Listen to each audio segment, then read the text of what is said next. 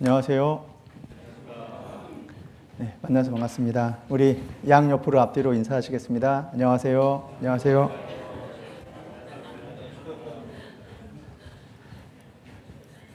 밤새 안녕하시고 한 주일 동안 안녕하신 거죠? 네, 잘 오셨습니다. 같이 기도하겠습니다. 우리를 사랑하시는 하나님, 죄악 가운데 살다가 영원히 멸망할 수밖에 없는 비참한 죄인을 하나님께서 사랑하셔서 십자가 알려주신 예수님의 귀한 보혈로 우리의 죄를 영원히 용서해 주시고 구원해 주신 은혜를 기록된 말씀을 통하여 깨닫게 해주신 은혜 진심으로 감사드립니다. 저희가 구원받기 위해서 한 것이 아무것도 없는데 불쌍한 저희들을 사랑하시고 구원하셔서 주님의 몸된 교회 가운데 두시고 주님의 피로 영원히 죄사함을 얻고 천국의 소망을 두고 살아가는 형제 자매들과 함께 연결되어 복음의 신앙을 위하여 협력하며 하나님의 영광을 위하여 살고 또 장래 영원한 상급을 위해서 살 수 있는 기회를 주신 은혜 감사드립니다.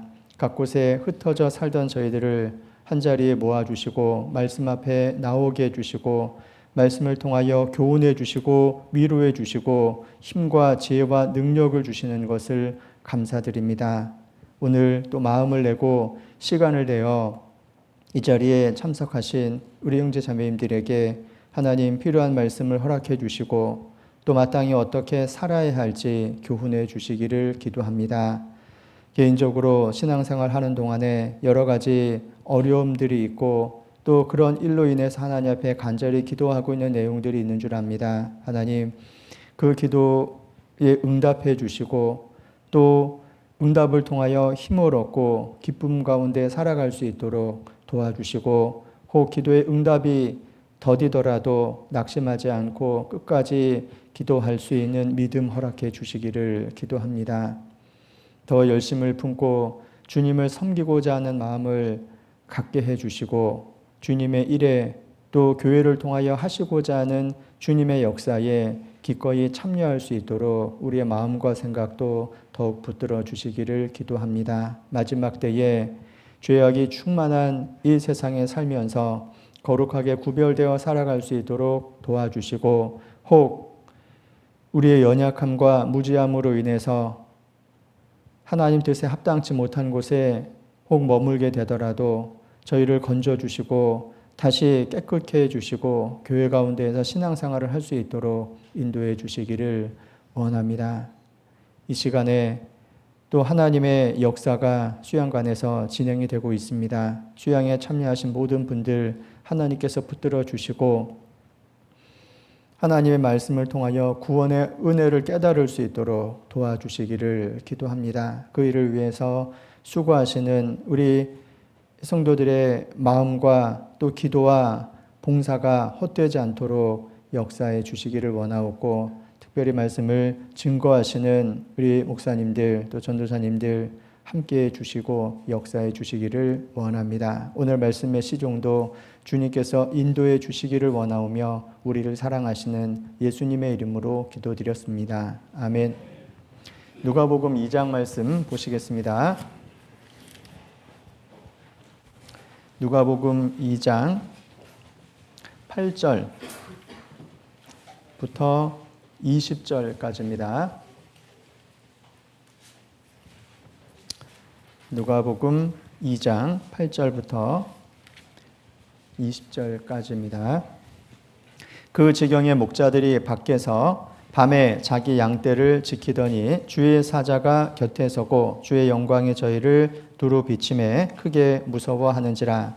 천사가 이르되 무서워 말라. 보라, 내가 온 백성에게 미칠 큰 기쁨의 소식을 너희에게 전하노라. 오늘날 다윗의 동네에 너희를 위하여 구주가 나셨으니 곧 그리스도 주시니라. 너희가 가서 강보에 쌓여 구유에 누인 아기를 보리니 이것이 너희에게 표적이니라 하더니 호련히 허다한 천군이 그 천사와 함께 있어 하나님을 찬송하여 가로되 지극히 높은 곳에서는 하나님께 영광이요 땅에서는 기뻐하심을 입은 사람들 중에 평화로다 하니라.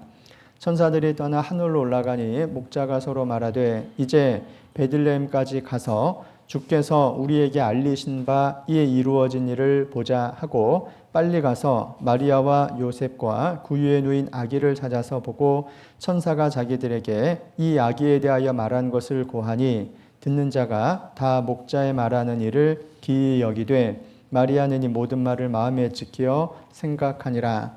목자가 자기들에게 이르던 바와 같이 듣고 본 그 모든 것을 인하여 하나님께 영광을 돌리고 찬송하며 돌아가니라 했습니다. 네, 이렇게 만나 뵙게 돼서 반갑습니다. 저는 김포 한강교회에서 교제하고 있고요. 김포 한강교회는 올해가 8년차 된 교회입니다. 올해 저도 이제 발령 받아서 갔는데요. 왜 김포 한강이지 생각을 했거든요. 좀 이름이 좀 특이하잖아요. 김포 한강 교회 그러니까.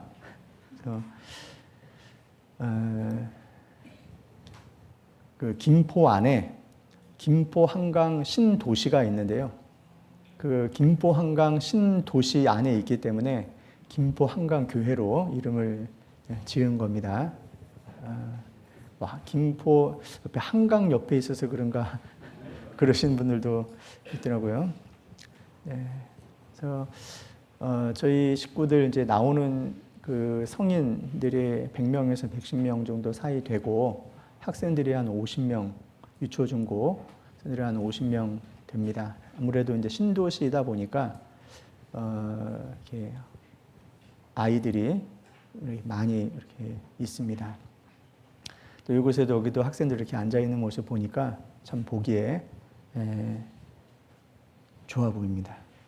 저 자리를 끝까지 잘 지켰으면 좋겠습니다. 오늘 말씀은 예수님을 만난 목자들이라는 제목으로 이 자리에 섰고요. 그 목자들의 이야기를 통해서 또 우리 생활을 살펴보고 교훈을 받았으면 좋겠습니다.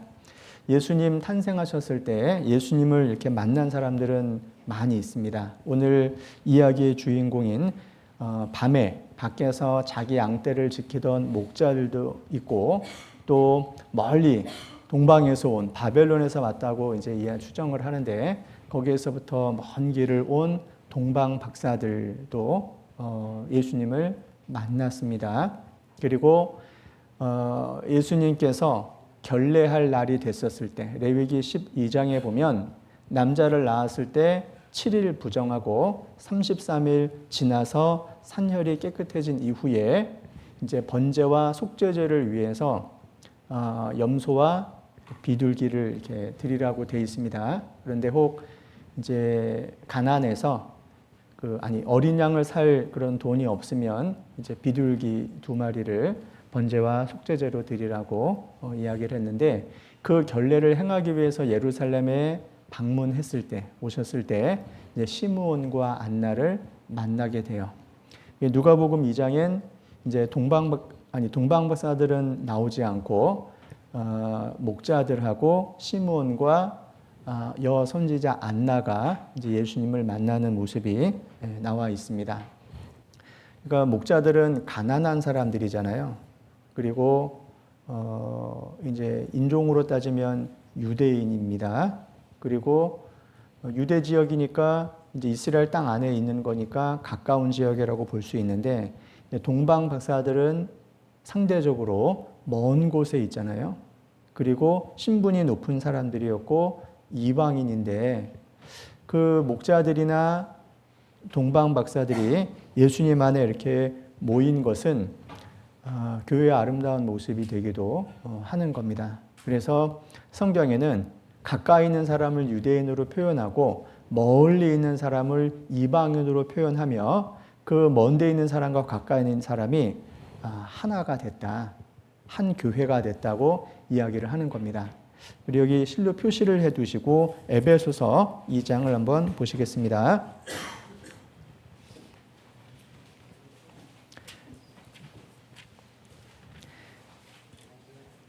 에베소서 2장.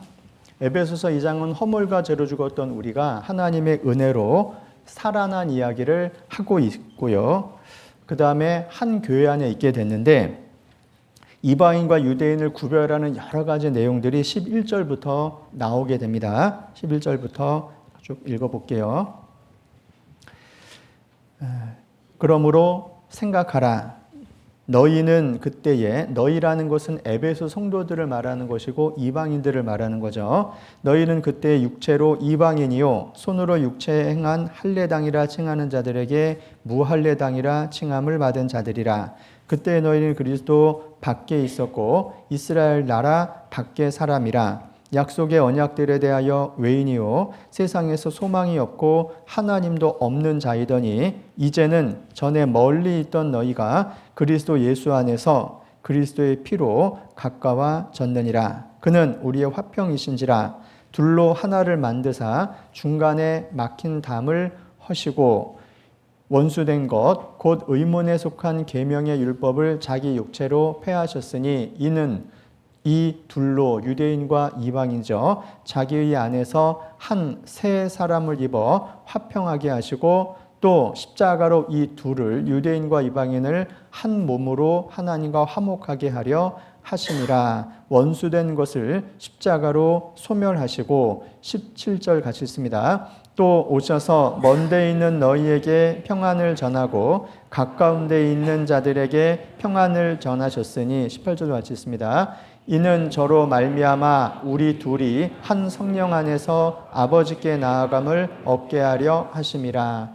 먼 데 있는 너희와 가까운 데 있는 자들에게 평안을 전하셨죠. 그래서 둘이 한 성령 안에서 아버지께 나아가게 한 겁니다. 여기서 나오는 15절에 한 세 사람을 지어 화평하게 하시고 한 몸으로 하나님과 화목하게 한다는 이 표현 가운데 한 세 사람, 한 몸이 유대인과 이방인이 한 몸 된 겁니다. 교회를 이야기를 하는 거죠. 그래서 고린도전서 10장 32절에 보면 유대인이나 헬라인이나 하나님의 교회나 거치는 자가 되지 말으라고 이야기를 하고 있습니다. 그래서 지금 우리가 살고 있는 시대는 유대인이 있고 이방인이 있고 그 가운데 구원받은 교회가 있는 겁니다. 예수님 오시기 전에는 유대인과 이방인만 있었고 예수님 오신 이후에 교회가 생기게 됐고 이제 예수님 공중재림하시면 그 교회가 들림을 받는 것이고 남은 이제 7년 환란 기간 동안에 남아있는 사람들은 유대인과 이방인이 이제 남아있게 되는 겁니다. 그래서 목자들은 유대인을 또 대표하고 동방 박사들은 이방인을 대표하고 가까운 데 있는 사람과 먼 데 있는 사람, 가난한 사람과 또 낮은 그 사람들과 또 높은 신분의 사람들을 대표하는 모습이라고 볼 수 있습니다. 이제 누가복음 2장으로 다시 돌아가 보면 여기에 8절에 목자들이 밖에서 밤에 자기 양떼를 지키고 있었다라고 이야기를 합니다. 밤에 양떼를 지키는 목자들이 있었습니다. 그러니까 밤에 양떼를 지킬 만한 시기는 겨울은 일단 아닌 겁니다. 봄이나 여름이나 가을 정도 되겠죠. 또 이스라엘은 우리나라처럼 사계절이 뚜렷하게 있는 지역이 아니라 건기와 우기로 이렇게 나누어집니다. 그래서 우기 때는 비가 많이 와요. 이른 비와 늦은 비가 이제 때마다 오게 되어 있습니다. 그래서 밤에 양떼를 이제 특히 밖에다가는 내놓지 않아요. 내가 이스라엘의 성지순례에 갔었을 때 좀 여차여차해서 기간이 좀 늦춰졌습니다. 그러다 보니까 건기 때 갈 수 있었는데 하필 우기가 시작되는 시점에 들어가게 됐어요. 여행 내내 비 왔거든요. 여행하는 사람 입장에서는 좋아요, 안 좋아요? 안 좋죠. 근데 가이드가 눈치 없이 지금 이스라엘 사람들은 춤추고 난리 났다고 너무너무 좋아한다. 그리고 우리 앞에서 할 말은 아닌데 그래서 구경도 제대로 못하고 이렇게 오고 그랬는데 많은 사람들이 크리스마스 때가 예수님 탄생한 날인 줄 알고 기쁘다 구주 오셨네 하면서 막 노래하고 다니고 그러는데 겨울은 아닌 겁니다. 일단 그래서 밤에 양떼를 밖에 놓고 기를 수 있는 때는 한겨울 이런 때가 아니고 아마 봄이지 않을까 이렇게 사람들이 이야기를 합니다. 그러니까 예수님 탄생한 날은 12월 25일이 아닌 겁니다. 과거에 태양신을 섬기던 사람이 왕이 십자가 모양의 모습을 꿈속에서 보고 그 깃발 들고 나가서 승리하면서 기독교를 탄압했었는데 이제 기독교를 인정하게 됐거든요. 그래서 날을 하나 이제 정하다 보니까 태양신을 섬기던 사람이었으니까 동지가 밤이 가장 길 때잖아요. 그래서 그 동지 지나서 며칠 지난 날을 정한 겁니다. 왜? 그때 해가 이제 탄생한 날. 그래서 과거에 태양신 섬기는 날을 우리 시대 크리스마스로 바꿔가지고 마치 예수님이 태어난 날인 것처럼 이렇게 막 좋아하고 그러는데요. 그건 이제 잘못된 겁니다. 그리고 뒤에 보면요. 10절에 중간에 보면 내가 온 백성에게 미칠 큰 기쁨의 소식을 너희에게 전하노라 되어 있는데요. 온 백성에게 미칠 큰 기쁨의 소식을 목자들은 먼저 듣게 됩니다. 온 백성에게 미칠 큰 기쁨의 좋은 소식은 무슨 소식일까요? 그게 11절에 답이 나와 있죠. 오늘날 다윗의 동네에 너희를 위하여 구주가 나셨으니 곧 그리스도 주시니라. 구주가 나셨다. 이것이 바로 온 백성에게 미칠 큰 기쁨의 좋은 소식인 거예요. 찬송가 115장에 보면 기쁘다 구주 오셨네. 이 노래가 찬송가에 있는 노래입니다. 그래서 기쁘다 구주 오셨네 만백성 맞으라. 찬송가 115장에 있거든요. 구주가 오셨다는 것이 가장 기쁜 소식이 되는 겁니다. 이 세상의 소식은 기쁠 수도 있고 별로 안 기쁠 수도 있어요. 예를 들어서 지금 비가 많이 내리고 있잖아요. 그러면 비가 계속 오고 내일도 비 온대요. 그럼 좋은 소식이 안 좋은 소식이에요? 좋은 소식이다 손들어 보세요. 안 좋은 소식이다 손들어 보세요. 나는 별로 관심 없다. 네. 비가 계속 오면은 안 좋네 생각할 수도 있는데요. 우산 파시는 분들이나 뭐 장화 파시는 분들은 좋은 거 아니에요? 그렇잖아요. 비옷 파시는 분들은 비 온다는 소식이 얼마나 좋아요. 여름 내내 비 왔으면 좋겠죠. 그렇잖아요. 그러니까 어떤 소식은 누군가에게는 좋을 수도 있는데 안 좋은 소식도 되는 거예요. 햇볕이 쨍쨍 내리친다. 날씨가 너무너무 좋다. 좋은 소식이 안 좋은 소식이에요? 아까 말했죠. 우산 장사는 안 좋잖아요. 양산. 양산 되겠네. 그 옛날에 그런 얘기 있었잖아요. 아들 둘이 있는데 하나는 우산 장사, 하나는 집신 장사. 비 오는 날은 우산 장사가 좋고 햇볕 좋은 날은 집신 장사가 좋고. 근데 반대로 따지면은 둘 다 망할 수도 있어요. 그렇잖아요? 우리 시대의 좋은 소식은 무엇일까? 은행빚이 많은 경우는 금리가 내렸다는 소식이 제일 좋은 소식 아니에요? 그죠?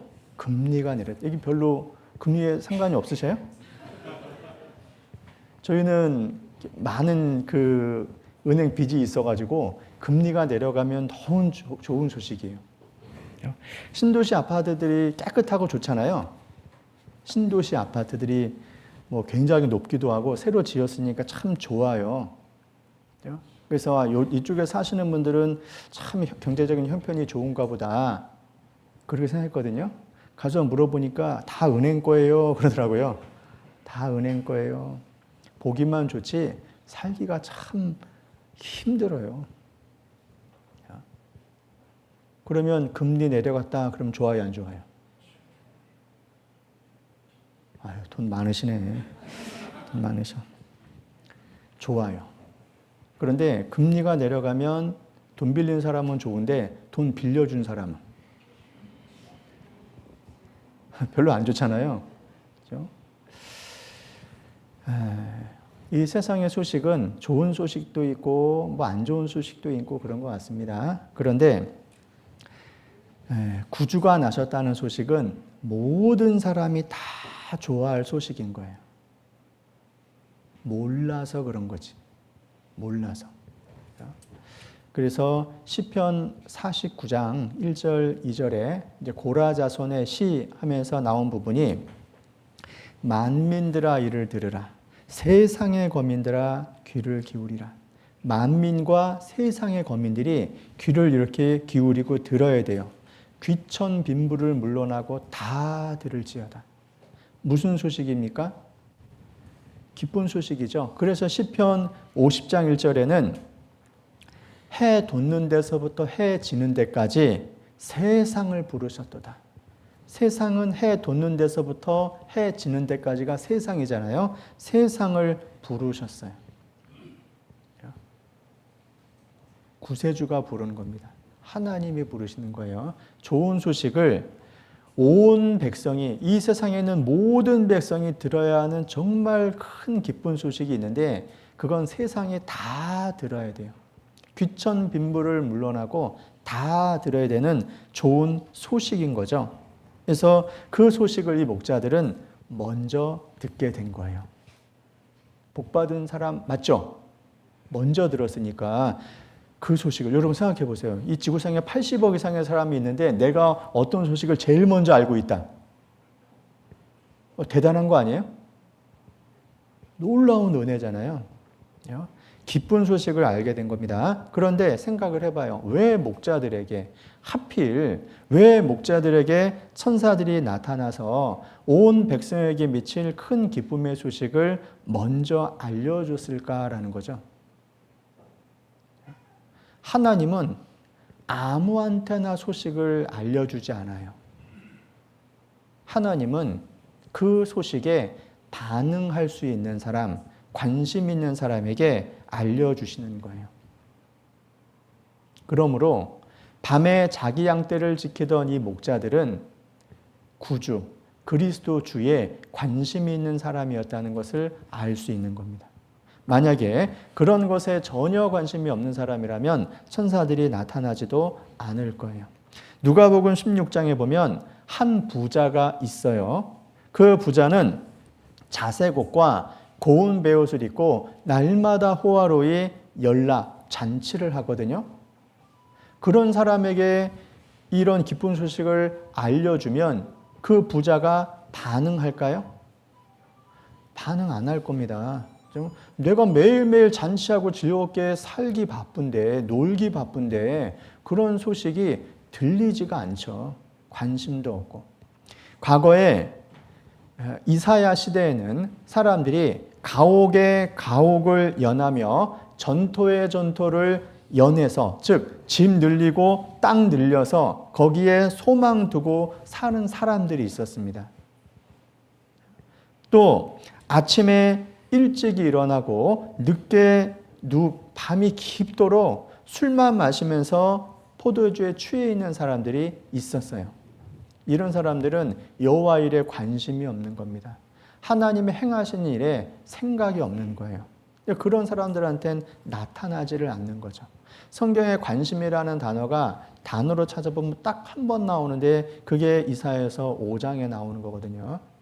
관심이 없는 사람들이 있는 겁니다. 이사야서 5장을 봅니다.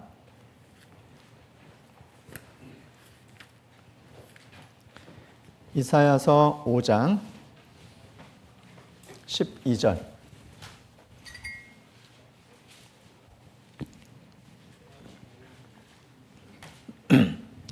같이 읽겠습니다. 그들이 연회에는 수금과 비파와 소고와 저와 포도주를 갖추었어도 여호와의 행하심을 관심치 아니하며 그의 손으로 하신 일을 생각지 아니하는도다. 관심도 없고 생각도 없는 겁니다. 온통 잔치에만, 연회에만 관심이 있는 거예요. 이런 사람들에게 이사야가 아무리 외쳐도 소용이 없는 거잖아요. 왜냐하면 관심이 없기 때문에 그러는 거예요.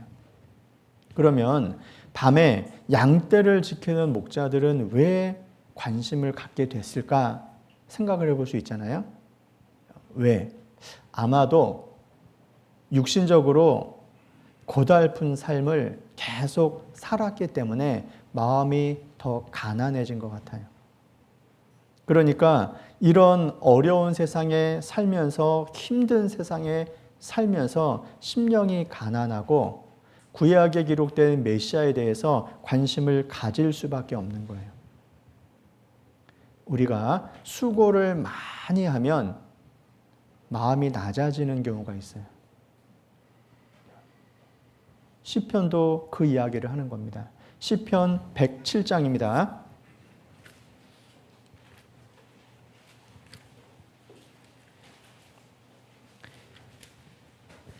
10절에서 13절까지입니다.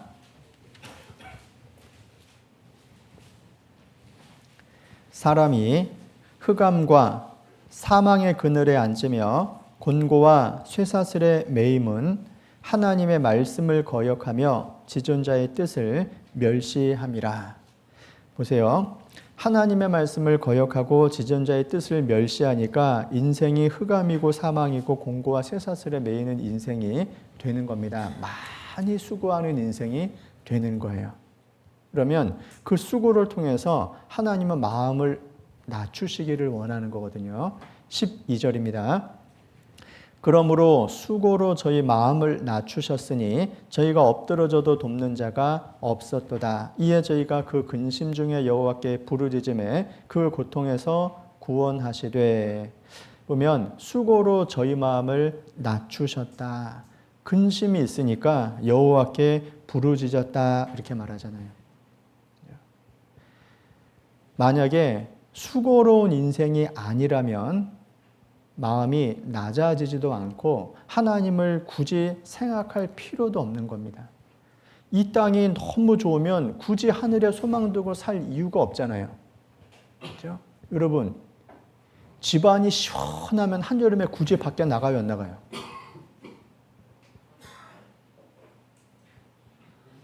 아니, 나가요, 안 나가요?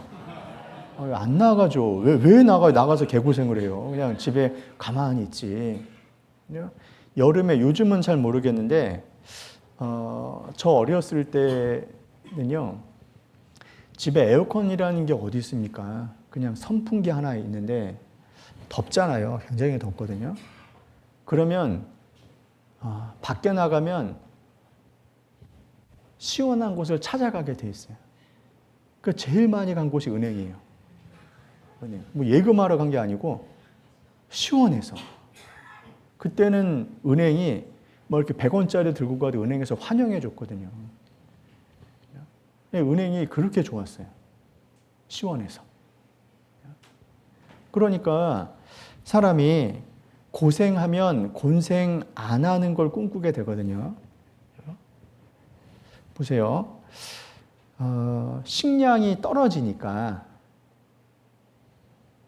야곱이 애굽에 곡식이 있다더라 하는 그런 소문이 들리잖아요. 곡식이 많을 때는 그런 소식이 안 들리는 겁니다. 식량 떨어지니까 곡식이 있다는 소리가 들리는 거예요. 이스라엘 백성들이 애굽에서 큰 고통 가운데 있었습니다. 고역으로 인해서 탄식과 부르짖음이 있게 됐어요. 그런데 애굽에서 생활이 편안했으면 하나님께 부르짖어서 그들의 기도가 하나님 앞에 상달되도록 부르짖었겠어요? 아니죠. 사사시대에 몇 년 혹은 몇십 년 압제를 받게 되다가 나중에 한계에 이르니까 하나님께 부르짖잖아요. 그때 사사를 보내는 겁니다. 뭐 8년 만에, 뭐 18년 만에, 20년 만에, 40년 만에. 그러고 보면 참 어리석어요. 아플 때 빨리 부르짖으면 빨리 사사를 보내주는데 7년 만에 보냈다는 게 뭐예요? 7년을 얻어 터지면서도 버티는 거예요. 하나님 찾지 않은 겁니다. 20년 동안 그랬으면 20년 동안 고통을 받으면서도 무지해서 하나님께 부르짖을 생각을 안 하고 있는 거예요. 40년 동안도 고통을 당하잖아요. 참 사람이 어리석어요. 고통의 원인이 어디 있는지 빨리 파악을 해야 되거든요. 여기에 고통의 원인이 나오잖아요. 시편 여기 107편 11절에 나오잖아요. 그들이 흑암과 사망의 그늘에 앉으며 곤고와 쇠사슬에 매여 있는 이유가 뭡니까? 왜 그들이 수고하고 근심하고 있죠? 바로 하나님의 말씀을 거역하며 지존자의 뜻을 멸시했기 때문에 그런 거예요. 그런데 이 원인을 빨리 파악하지 않는 거죠. 그만큼 미련하고 어리석은 겁니다. 처음 사랑을 잃었으면 어디서 떨어진 것을 생각하고 회복을 해야 되잖아요. 문제를 빨리 찾으려고 그래야 되는 겁니다. 그게 지혜로운 사람인 거예요. 학습할 때, 공부할 때도 그러잖아요. 공부하는 사람은 똑같은 문제를 2번, 3번 틀리지 않아요. 공부 안 하는 사람은 틀린 문제를 계속 틀려요. 그래서 공부 좀 하려고 하는 학생들은 반드시 오답 노트라는 걸 만들어서 똑같은 실수를 다시 하지 않으려고 노력을 하는 겁니다. 우리 학생들 오답 노트 있어요, 없어요?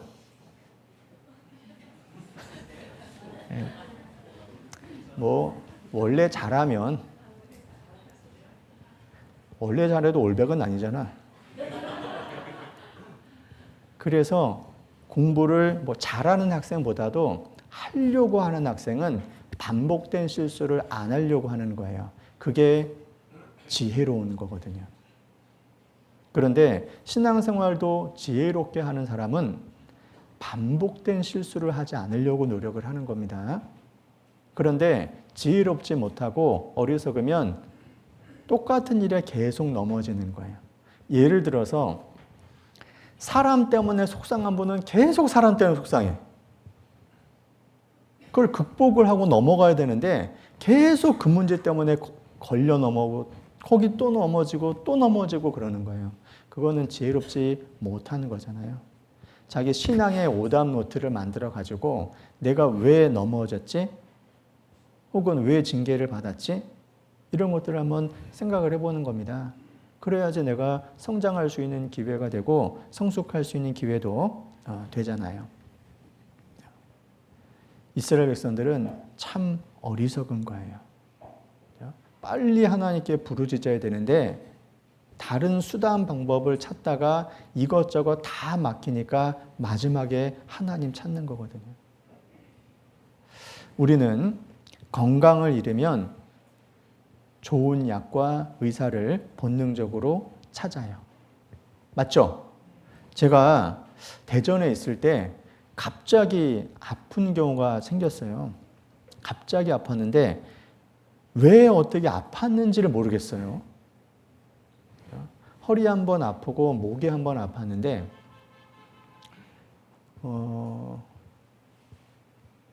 제가 이제 좀 시간이 조금 이제 밥 먹고 나서나 잠깐 쉴 때 이렇게 잔디밭에 있으면 거기서 이렇게 풀 뽑는 취미가 있어요. 특히 이제 클로바를 이렇게 뽑아내는 그 맛을 한번 드리면 그냥 아침에 이렇게 잔디에서 이제 클로바가 뿌리 내리면 되게 깊이 내리잖아요. 아셔요? 모르셔요? 관심이 없죠. 네, 관심이 없어요. 저는 잔디밭에 클로버만 보면 관심이 있는데 네잎 클로바 찾으려고 관심 있는 것이 아니라 그게 잔디를 망가뜨리기 때문에 잔디를 이제 보호하기 위해서. 근데 그거 쪼그려 앉아서 그거 뽑다가 허리가 뚝 폈네. 허리가 툭.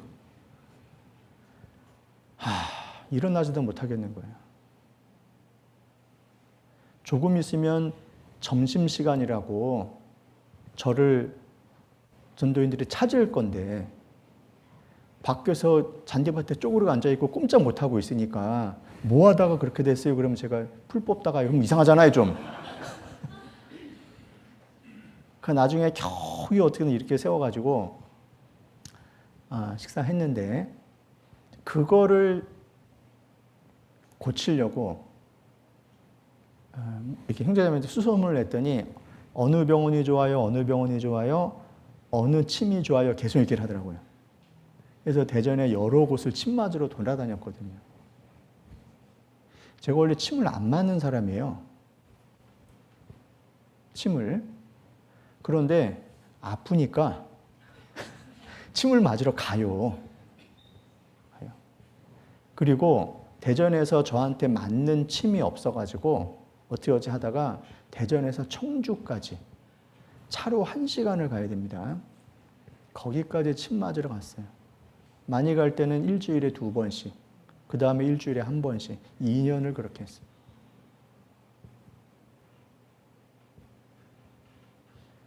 왜 그렇게 했죠? 아프니까. 이유 없어요. 아프니까. 나중에 이유도 알게 됐습니다. 운동 부족.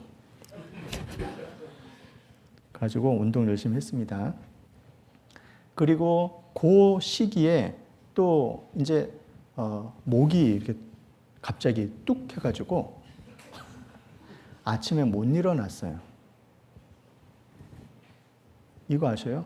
누웠는데 못 일어나요. 모든 의식은 다 있는데 못 일어나요. 웃기잖아요. 아침에 출근해야 되는데 누워 있는 거예요. 자매한테 나 지금 못 일어나. 누구 뭐 장난하는 줄 알아요. 멀쩡해. 사지가 멀쩡하고 아무렇지도 않은데 못 일어나요. 왜? 여기 아파가지고. 여러분 아침에 잘 일어나시죠? 목이 건강하다는 이야기입니다. 그래가지고 나중에 이제 어떻게 이제 하면 일어날 수 있는지 알게 됐어요. 이렇게 해서 일어나는 거예요. 그러니까 눕는 게 무서워요. 왜? 못 일어나니까. 나중에 요령은 생겼어요. 이렇게 해서 이렇게 하면 멀쩡해요. 이것저것 찍어봐도 아무 문제가 없어요. 주사 맞아도 해결이 안 돼요. 시간 지나니까 해결이 됐어요. 혹시 운동 부족인가 하는 생각은 나중에 해봤는데, 그러니까 병원 찾아다니잖아요. 병원 뭐하러 가? 했는데 가잖아요. 저는 죽을 때까지 나는 서울대병원은 한 번도 안 갈 것 같은 사람이었거든요. 거길 뭐하러 가? 그런데요, 자주 다니고 있어요. 어찌어찌 하다 보니까 한 번 가니까 이걸 계속 또 가야 되더라고요. 사람의 미래를 장담할 수 없어요. 특히 건강에 관련돼서는. 아프니까 병원 가잖아요. 목마른 사람이 물 찾는 겁니다. 목마른 사람이 우물 판다는 이야기도 있어요. 어린아이들이 언제 엄마 찾죠? 배고플 때. 배고플 때. 밖에 놀다가 배고프면 알아서 들어와요. 배 부를 때는 들어오라도 안 들어오잖아요. 배고프면 알아서 들어와요. 또 급하게 들어올 때가 있어요. 언제죠? 다치면 금방 들어와요. 그렇죠? 다치면 뭐 그냥 들어와야 돼요. 애들이 컸습니다. 저 정도 컸어요. 언제 부모 찾아요? 돈 없을 때. 아쉬울 때 찾죠. 이런 아이들이 이렇게 성장하면 거의 안 찾잖아요. 왜? 모든 아쉬움을 내가 다 해결할 수 있으면 굳이 안 찾는 겁니다. 사람은 건강이든지 취미든지 관심 있는 분야에 반응하게 돼 있어요. 예를 들어서 대구의 어느 지역에 좋은 카페가 하나 생겼다. 그러면 나는 가보겠다. 손 들어보세요. 별로 없어요? 다른 식구들을 위해서도 내가 미리 정탐해 볼 수는 있잖아요. 어떤가 하고. 카페는 별로 관심이 없으시네요. 어디 좋은 빵집이 생겼다. 나는 가보겠다. 손 들어보세요. 요건 좀 반응하네 그래도. 어디 음식점이 괜찮은 데가 있다. 그럼 나는 우리 가족들하고 한번 가보겠다 손 들어보세요. 훌륭하십니다. 이럴 때 손을 번쩍번쩍 들어줘야 되는데 형제님들이 눈치가 없으시네. 평상시 뭐 그대로 사시니까 그런가 본데 뭔가 반응하잖아요. 그렇죠? 대구 인근에 골프장 생겼다. 관심 있어요, 없어요? 아무런 관심이 없어요. 그렇죠? 고든 램지 버거라고 14만 원짜리 햄버거가 있는데 그게 대구에 생겼다. 나 가보겠다. 아무 관심이 없다니까요. 그렇죠? 신라호텔 망고 빙수가 10만 원이거든요. 난 그 빙수 10만 원짜리를 먹으러 가겠다. 관심이 없잖아요. 그렇죠? 그런 거에 관심이 없어요. 생각도 안 할 거예요. 그러니까 반응하지 않아요. 대구의 어떤 백화점의 명품 집이 하나, 명품 그 상점이 하나 오픈했어요. 그럼 백화점 문 열리자마자 오픈런 해가지고 막 뛰어가는 분 여기 있어요, 없어요? 없잖아요. 명품 샵이 있든 말든 나랑 아무 상관이 없잖아요. 그렇잖아요. 왜냐하면 관심이 없거든요. 누가 그러더라고요. 이 비 오는 날에 명품과 명품 아닌 걸 이 가방이 명품인지 아닌지 금방 구별한다고. 그게 뭔 말이에요? 그랬더니 막 비 오는데 가방을 이렇게 쓰고 가면 명품이 아닌 거고 이렇게 품고 가면 명품이라고. 품고 가는 거 없죠? 다 뒤집어 쓰고 가시죠? 네, 뭐 안전한 가방이에요. 사람은 자기가 관심 있는 것을 늘 생각하고 거기에 반응하게 돼 있어요.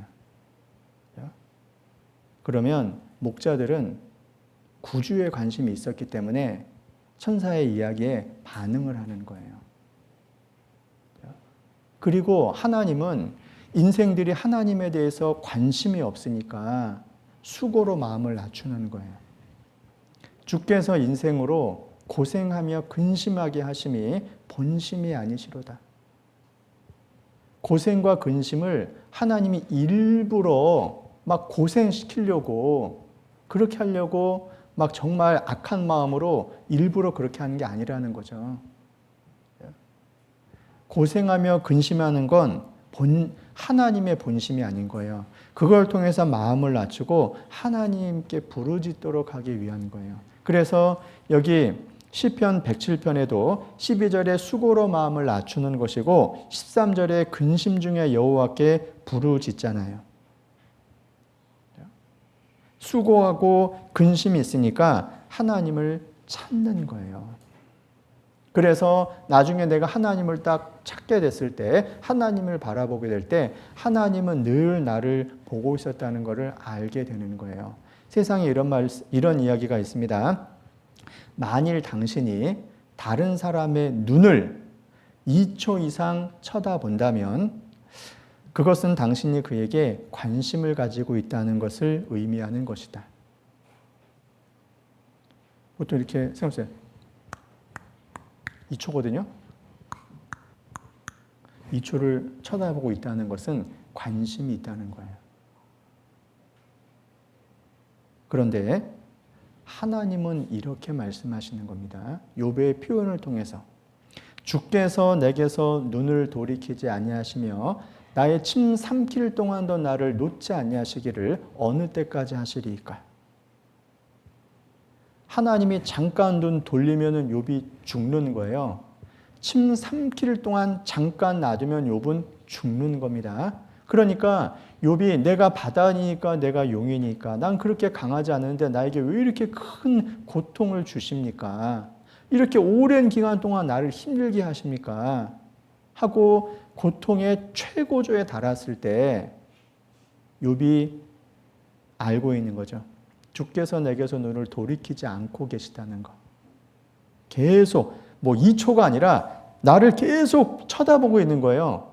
한눈 팔지 않는 겁니다. 심지어 졸지도 않으시는 거죠. 그건 뭐죠? 나에게 지극히 큰 관심이 있으시다는 이야기잖아요. 그러니까 수고와 근심과 슬픔과 고통 가운데 있는 인생은 하나님이 계속 쳐다보고 있는 거잖아요. 내가 모를 뿐이죠. 어린아이가 아파가지고 밤새도록 신음해요. 그러면 그 아이는 사실 보이는 게 아무것도 없는 거예요. 고통밖에 생각이 안 나잖아요. 그런데 엄마는 눈을 못 떼고 쳐다보고 있잖아요. 그 눈은 하나님의 눈을 대신 표현해 주는 거잖아요. 그러니까 수고로 마음을 낮추는 건 하나님 편에서는 사실 굉장히 마음이 힘든 겁니다. 이게 자식이 편하게 살기를 바라지 자식이 고생하면서 살기를 바라는 부모가 어디 있겠습니까? 아무도 없어요. 그런데 그 하나님이 인생에게 수고를 하게 하는 거예요. 근심하게 하는 거예요. 왜요? 마음을 낮추려고. 그래야지 더 좋은 걸 얻을 수 있으니까. 그게 하나님 본심이 아니라고 말하는 겁니다. 너희가 전심으로 나를 찾고 찾으면 나를 만나리라. 하나님은 주목하고 있는 거예요. 수고하고 무거운 짐진 자들아 다 내게로 오라. 내가 너희를 쉬게 하리라. 그러면 수고하고 무거운 짐을 진 인생은 하나님이 정말 관심을 많이 갖고 있는 거예요. 사람이 모를 뿐이죠. 그래서 하나님은 늘 우리에게 관심을 갖고 있는 겁니다. 구원받을 만한 믿음 있는 사람이 누구인가? 그래서 바울도 전도하다가 나면서부터 안진뱅이 된 사람, 루스드라에서 나면서 안진뱅이 된 사람을 이렇게 주목해서 봤잖아요. 구원받을 만한 믿음이 있는 걸 봤잖아요. 그때 주목을 한 겁니다. 베드로와 요한이 성전 미문에서 구걸하는 나면서부터 안진뱅이 된 사람을 주목해서 보잖아요. 그들이 주목한 건 하나님이 베드로와 요한을 통해서 바울을 통해서 주목하는 거예요. 우리가 누군가를 주목하고 있습니다. 영혼을 건지기 위해서 혹은 영혼을 교회 안에서 바르게 세우는 것을 위해서. 그건 하나님의 마음이고 하나님의 관심이잖아요. 우리나라에 그 선교사로 파송됐다가 병으로 빨리 죽은 사람이 있습니다. 루비 캔들이라고. 내가 1000개의 목숨이 있다면 그 1000개의 목숨을 다 조선 땅에 주겠다고. 자기가 여기 있으면서 자기가 자기를 파송한 그곳의 청년들한테 편지를 계속 보내잖아요. 보내달라고. 그런데 그녀가 나중에 깨닫게 된 것이 뭐냐면 내 열정이 조선에 온 건 줄 알았는데 내 열정이 아니라 그건 하나님의 마음이라는 걸 알게 된 거예요. 그래서 내 속에 있는 사랑은 내 속에서 우러나온 사랑이 아니라 하나님의 사랑이 나를 통해서 나타난 사랑인 거죠. 하나님은 고달픈 인생을 살고 있는 사람에게 관심이 있어요. 그 고달픈 인생은 어쩌면 하나님을 만날 수 있는 인생의 더없이 좋은 경험일 수 있는 겁니다. 생각을 해보세요. 사마리아 여인을 예수님이 굳이 만나 주셨습니다. 사실 이스라엘 지도에서 유대에서 갈릴리로 가려면 굳이 중간에 있는 사마리아를 통행하지 않고 옆으로 돌아서 갑니다. 왜? 상종도 안 하거든요. 그런데 굳이 상종 안 하는 유대인이 예수님이 사마리아 여인을 왜 만나 주셨습니까? 그 여인은 진정한 예배에 관심이 있었어요. 왜 그런 예배에 관심을 갖게 됐었을까? 그녀의 삶 자체가 너무 기구하잖아요. 6번째 남편하고 살고 있고 그 여인과 아무도 어울려주지 않아서 아침 저녁으로 음식하기 위해서 묵일러 가는데 특히 더운 날은 더더욱 그렇습니다. 굳이 땡볕의 정오에 물을 길러 갈 이유가 없는 겁니다. 서늘할 때 여인들이 모여서 물 길러 가죠. 그런데 정오에 혼자 물동이를 쥐고 물길로 오는 거예요. 그건 그녀가 외로운 인생을 산다는 걸 알 수 있어요. 이 세상에서 정말 행복하지 않은 거예요. 행복하고 싶은데 불행한 거죠. 자기가 생각지도 않고 상상하지도 않았던 인생을 지금 현재 살고 있는 거예요. 아마 그 시대에 나처럼 불행한 사람이 있을까 생각했을 수도 있어요. 사별을 했든지 이혼을 했든지 모르겠지만 5사람이나 스쳐 지나갔어요. 뭐 폭행을 당했는지 어땠는지는 모르겠어요. 편안한 삶은 정말 아니고 태어나서 젊었을 때 살면서 그런 미래를 꿈꾸면서 사는 여자는 아무도 없어요. 그런데 불행하잖아요.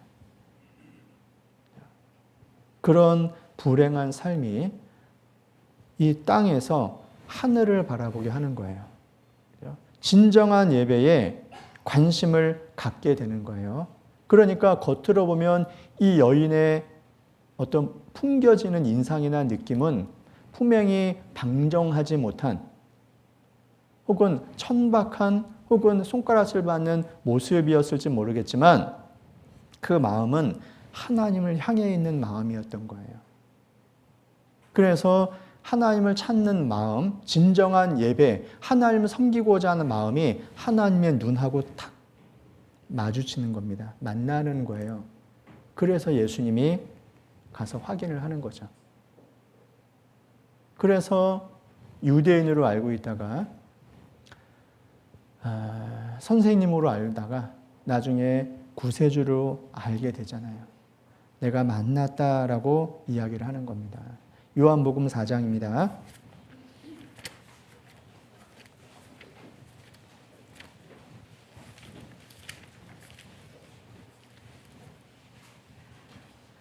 (29절)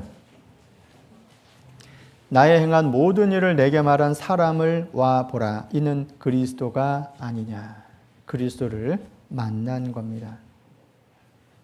이전에 사마리아 여인과 그리스도를 만난 이후에 사마리아 이 여인의 삶은 완전히 바뀌어진 거예요. 그리고 이 여인 통해서 자기가 살고 있는 그 마을에 전도가 된 거잖아요. 마을 사람 입장에서도 깜짝 놀라지 않았을까요? 손가락질하던 이 여자에 의해서 이 마을 사람들의 삶이 변화가 되게 된 거죠. 그 출발점이 됐잖아요. 가장 불행한 여자에서 가장 행복한 여자로 바뀌는 그 순간이 바로 그리스도를 만난 그 순간이었던 거예요. 그리고 이 여인은 용기를 내서 마을 사람들에게 다가갔거든요. 사실 그런 용기를 낼 수 있는 건 절대로 쉬운 게 아니에요. 생각해 보세요. 뭐 학교 생활을 하는 학교에서 전달을 당하고 있는데 그 학생들에게 내가 다시 다가가서 어떤 그리스도에 관련된 메시지를 전한다? 쉽겠습니까? 쉬운 게 아니에요.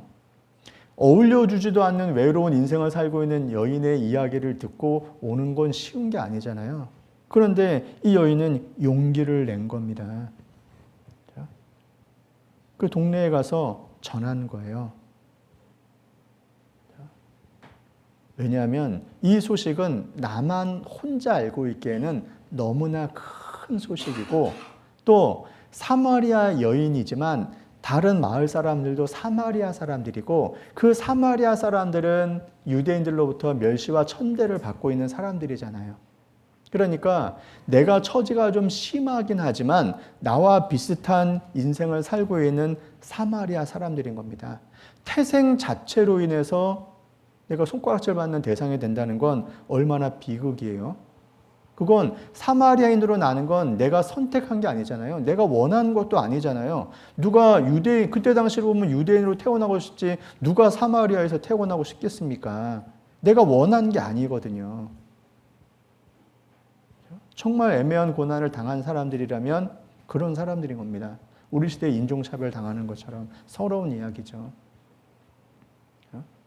그 미국 사회에서 옛날에 인종차별 심할 때 그런 모습을 보니까 정말 그 흑인들은 인간 취급 자체를 못 받았더라고요. 그러면 우리 시대에도 그러면 2000년으로 돌아가서 유대인이 사마리아 사람들을 얼마나 멸시하고 천대했을까라는 생각을 해보세요. 그러니까 따로 자기 지역에 모아서 살잖아요. 그 여인이 자기가 살고 있는 지역의 사람들의 그 마음도 알고 있으니까, 모습도 알고 있으니까 가서 전하잖아요. 예수님께 많은 사람들이 나와왔어요. 그래서 가장 불행한 여자에서 가장 행복한 사람이 된 겁니다. 이 여인이 예수님 만났을 때 예배에 대한 질문을 하거든요. 예배에 대한 질문. 그게 20절이잖아요. 우리 조상들은 이 산에서 예배하였는데 당신들의 말은 예배할 곳이 예루살렘에 있다 하더이다. 24절 하나님은 영이시니 예배하는 자가 신령과 진정으로 예배할지니라. 왜 예수님이 여인에게 이런 예배에 대한 이야기를 하냐면 그거에 관심이 있었기 때문에 그런 겁니다. 생각해 보세요. 예수님께서 이적을 행하시고 말씀을 행하실 때 대부분의 유대 종교가들은 관심이 없었습니다. 그런데 니고데모는 관심을 갖고 밤에 찾아오잖아요. 니고데모는 예수님의 행하는 모습을 보면서 다른 사람이 보는 관점하고 다른 관점을 갖게 된 겁니다. 12회를 혈류증으로 앓는 여인이 있었는데 이 여인이 12년 동안이나 고통을 받고 있는데 예수님 소식을 분명히 들었는데 관심이 없잖아요. 반응이 없어요. 왜냐하면 가진 돈이 있었고 그 돈을 가지고 의사를 만나면 해결될 수 있다고 계속 붙들고 있는 거예요. 돈과 의사를 붙들고 있는 겁니다. 그런데 돈 떨어지고 의사 떨어지니까 이제 기댈 곳이 아무것도 없잖아요. 그러니까 예수님에 대한 소식이 들리는 거잖아요. 마가복음 5장입니다.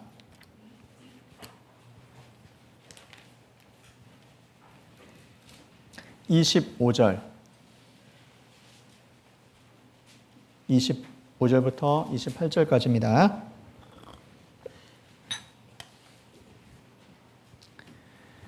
열두 해를 혈루증으로 앓는 한 여자가 있어 많은 의원에게 많은 괴로움을 받았고 많은 의원을 만났다. 정말 많은 의사들을 만난 겁니다. 그런데 의사들이 편안하게 해준 것이 아니라 괴로움을 더해줬죠. 많은 괴로움을 받았고 있던 것도 다 허비하였으되 가진 재산 다 날린 겁니다. 아무 효험이 없고 도리어 더 중하여졌던 차에 지금 이제 완전히 바닥 떨어진 겁니다. 완전히 바닥이 된 겁니다. 인생이.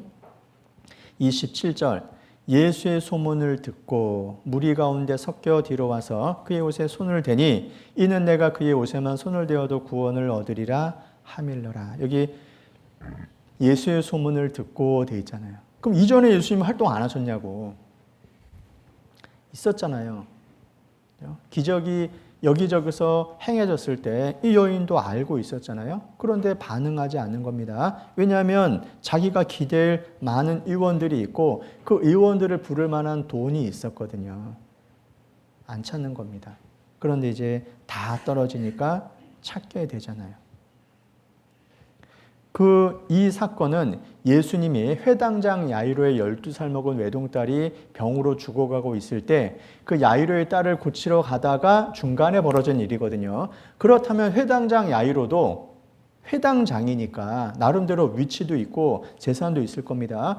예수님 안 만나잖아요. 만날 이유도 없고 예수님 앞에 올 이유도 없는데 그 외동딸이 죽어가니까 예수님 앞에 오잖아요.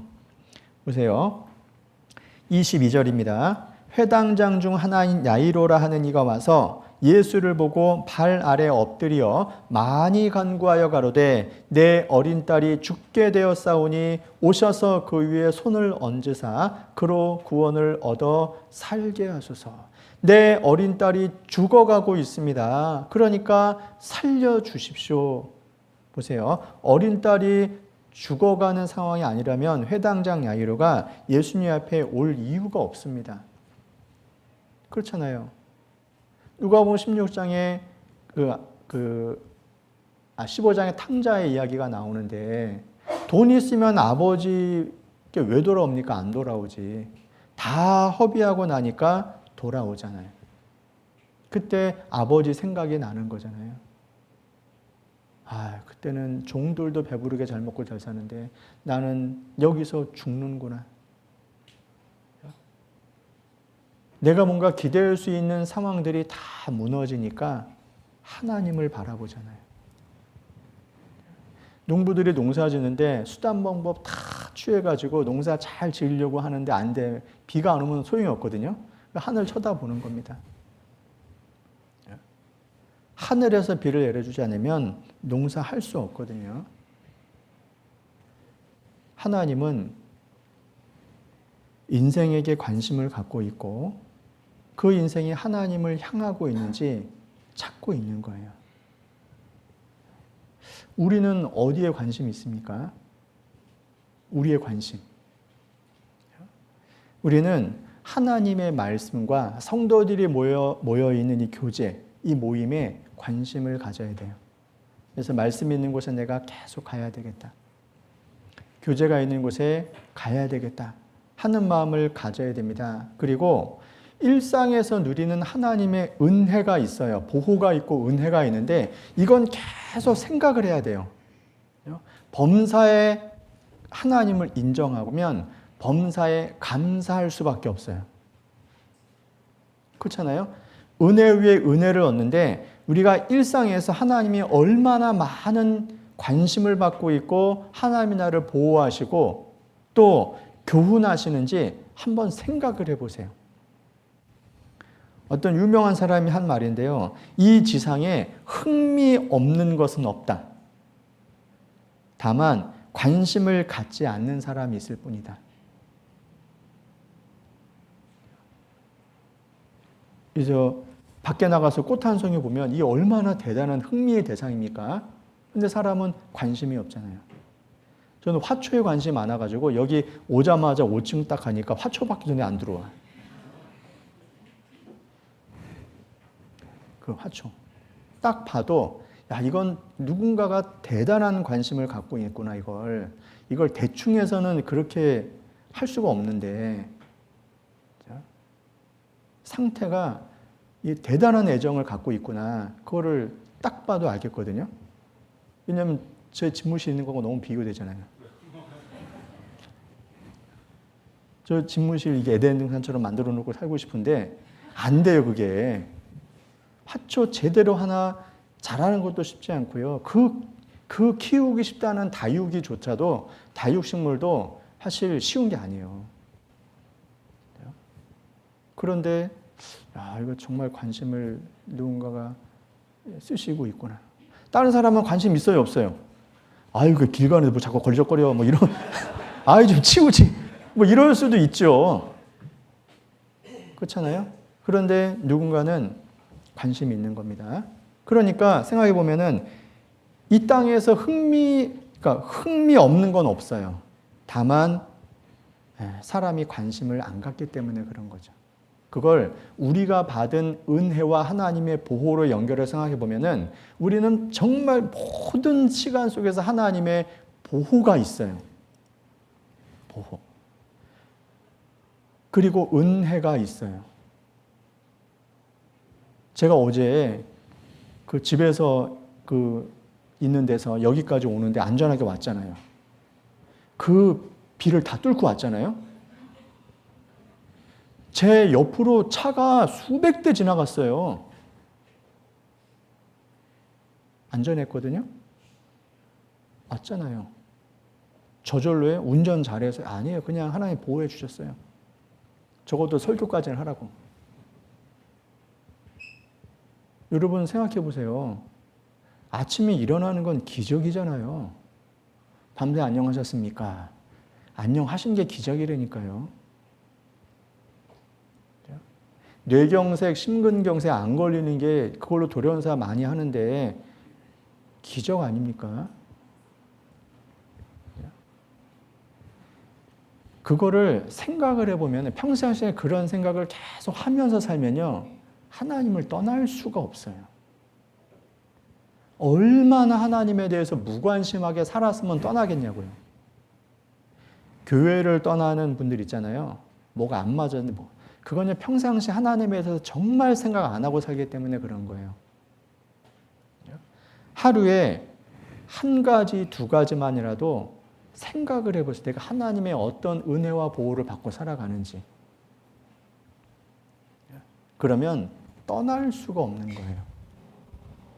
그리고 항상 하나님을 묵상하면서 살 수밖에 없어요. 너희는 눈을 높이 들어 누가 의 모든 것을 창조하였나 보라. 꽃 한 송이 들여다보세요. 날아다니는 새도 보세요. 보호받고 있잖아요. 저는 지금까지 살면서 새똥을 2번 맞아봤습니다. 새똥을 2번 맞아봤는데 지금까지 살면서 나는 새똥은 한 번도 안 맞아봤다 손 들어보세요. 와, 이거 기가 막히네. 나 한 번은 맞아봤다. 있습니다. 나 2번 맞아봤다. 2번, 저희 2번에 자매님. 3번. 보세요.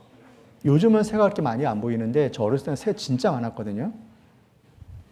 그런데 하늘에 얼마나 많은 새들이 돌아다니는데 어떻게 안 맞고 다녀요? 기가 막히잖아요. 세상에 벌들이 얼마나 많은데 한 번도 안 쏘여본 분도 있거든요. 모기가 생각보다 정말 많잖아요. 그런데 막상 물린 거는 그렇게 별로 기억이 안 나거든요. 많이 안 물렸거든요. 생각을 해보시라고. 하나님을 계속 생각하면 내가 얼마나 큰 은혜를 받고 살아가는지를 알 수 있어요. 그리고 우리가 또 관심을 가져야 되는 건 예수님께서 재림하실 때 이런 일이 나는 것을 보거든 인자가 가까이고 문 앞에 있는 줄 알라. 주의 임하심과 세상 끝에 무슨 징조가 있사오리까 라고 말씀하셨을 때 예수님이 상세하게 말씀을 해주셨거든요. 그런 거에 관심을 가져보세요. 정말 시간이 얼마 남지 않았구나. 지금 기상이변 아니에요? 기상이변? 지금 중부 지역에 비가 막 엄청 많이 내려, 수백 미리가 막 내렸는데 그 뉴스에 그러더라고요. 1000년에 한 번 내릴까 말까 한 비가 내렸다고. 500년에서 1000년. 이거 심각한 거 아니에요? 지구의 온도가 1.5도 이상 올라가면 지구는 회생불능이 된답니다. 그런데 이미 1.1도 올라갔어요. 지금 이미 지구에는 사형 선고가 내려졌다고 이야기를 합니다. 옷과 같이 낡아진다는 말씀이 우리 시대에 그대로 적용되고 있잖아요. 지금 이 세상은 그냥 가만히 내버려둬도 인간이 살 수가 없는 땅이 돼요. 그것들은 멸망할 것이나 이 세상은 지금 멸망 직전에 있는 거예요. 그러면 예수님께서 말씀하신 재림의 징조를 다 보고 있고 구체적으로 보고 있고 매일매일 뉴스를 통해서 우리한테 보고 들려주시는데 우리는 마지막 때를 살아가는 사람답지 않게 사는 거예요. 언제든지 오시면 맞을 준비를 하고 살아야 되는데 별 생각 없이 살아가는 거예요. 그러면 그게 합당하냐는 거죠. 관심 없으면 그게 안 들리는 겁니다. 우리 3월 달만 됐을 때 막 벚꽃 필 때 우리나라 3월 달 온도가 우리나라 관측일에 116년 만에 가장 더운 3월이었어요. 116년 만에 가장 더웠다고요. 그런데 이미 몇 개월 전이니까 관심이 없어요. 싹 사라졌어요. 매일매일 쏟아지는 이 비를 보고, 물폭탄 보고, 지금 전 세계에서 유튜브 보면은 막 그 기후변화에 관련된 뉴스들이 계속 얘기를 하잖아요. 거의 막 사형 선고를 매일 내리는 것 같아요. 근데 보면서도 관심이 없잖아요. 왜? 유튜브에서 그거 안 보고 딴 것만 보거든. 관심 분야가 다르면 안 보이는 거예요. 그런데 우리의 관심은 항상 말씀에 있고 교제에 있고, 또 하나님이 일상에서 나와 함께 하시면서 보호하시고 은혜 베푸시는 것에 감사하는 쪽으로 관심이 있고, 또 마지막 때의 징조에 관심이 있으면 내가 정말 마지막 때를 살면서 구원받은 게 참 행복한 거구나, 감사하구나. 또 이 세상에 가짜들이 그렇게 많은데 그 가운데 올바로 구원받고 신앙생활을 하는 교회에 연결된 것이 진짜 감사하구나, 이런 생각을 해야죠. 마지막 징조에서 제일 먼저 말한 게 가짜들 얘기를 하잖아요. 거짓 선지자들 나오는 거. 지금 우리 시대처럼 가짜가 많고 전 세계가 미혹되는 경우가 없습니다. 지금 하나님의 교회라고 하는 안상홍 믿는 사람들이 전 세계 350만 명이나 된대잖아요. 역사적으로 그런 때가 없었다니까요. 신천지 한 30만 된대나요? 통일교 한 300만 된대나? 이렇게 수백만 명씩 막 이렇게 가짜를 막 따라하는 이런 역사가 없었어요. 지금 우리 시대가 지금 정말 그렇게 되고 있는 거예요. 그걸 눈으로 보잖아요. 그래서 많은 거짓 선지자가 나타나서 많은 사람을 미혹하는 걸 보고 있는 겁니다. 그런데 우리는 관심이 없는 거예요. 그럼 도대체 뭐에 관심이 있는 거죠? 뭐에? 잘 생각해 보세요. 그리고 지금 학예 수양회가 진행이 되고 있습니다. 그러면 당연히 우리의 관심은 학예 수양회에 있어야 됩니다.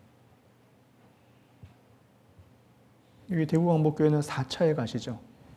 그러면 어떻게 해서든지 내가 휴가를 내서 전체 참여가 안 된다 그러면은 4일이 안 되면 3일이라도, 3일이 안 되면 2일이라도, 2일이 안 되면 당일이라도, 당일 하루도 안 되면 한나절이라도. 그게 왜 안 됩니까? 마음이 없으면 안 되는 거예요. 한나절이라도 하루라도 시간을 못 내는 건 마음의 문제지 시간의 문제가 아닌 거예요.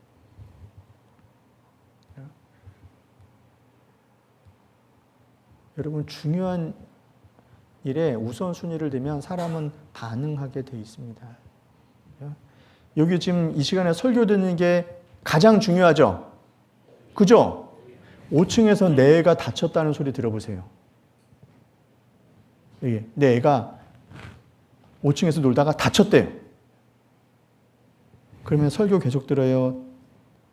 애 보러 나가요? 반응이 왜 없어요? 애 보러 나가야죠, 부모는. 부모는. 딴 사람 안 가도 부모는 어쨌든 갈 거 아닙니까? 내가 회사에서 중요한 일을 하고 있는데 애가 차랑 부딪혀서 사고 나서 중환자실에 있대요. 그러면 회사에서 중요한 일을 계속 합니까? 아니면은 그거 중단하고 갑니까? 중단하고 가잖아요. 왜? 애가 중요하니까. 애가. 좀 재미있는 이야기일 수 있는데요. 제가 가끔 이렇게 운전을 하니까 좀 주차를 좀 이상하게 해놓은 차들이나 이렇게 좀 무리하게 가는 그런 차들이 있으면 제가 둘 중에 하나일 거다 이런 생각을 하면서 이해를 해요. 첫 번째, 애 낳으러 가는가 보다. 그러면 다 이해가 돼요. 지금 저 차는 지금 애 낳으러 가는 거야. 애 낳으러. 이해해줘야 돼, 안 해줘야 돼요? 이해해줘야 돼. 100% 이해해줘야 돼. 또 하나, 급동인가 보다. 급동은 그냥 무조건 이해해줘야 돼. 그렇잖아요. 그래서 때로는 길 복판에 차가 세워져 있으면은 미쳤을까 생각하다가도 얼마나 급했으면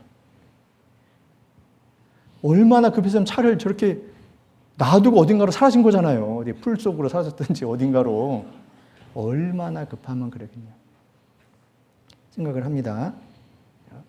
사람은 정말 급한 일이고 중요하다고 생각하면 그걸 우선으로 하게 돼 있어요. 마음이 그쪽으로 기울어져요. 그러면 우리 마음이 여름 내내 영적 전쟁이 벌어지는 정말 치열한 이때에 그 영적 전쟁에 전신갑주를 입고 참여해야 되잖아요. 이게 당연한 거잖아요. 그런데 나는 관심이 없다? 그건 옳은 태도가 아닌 거예요.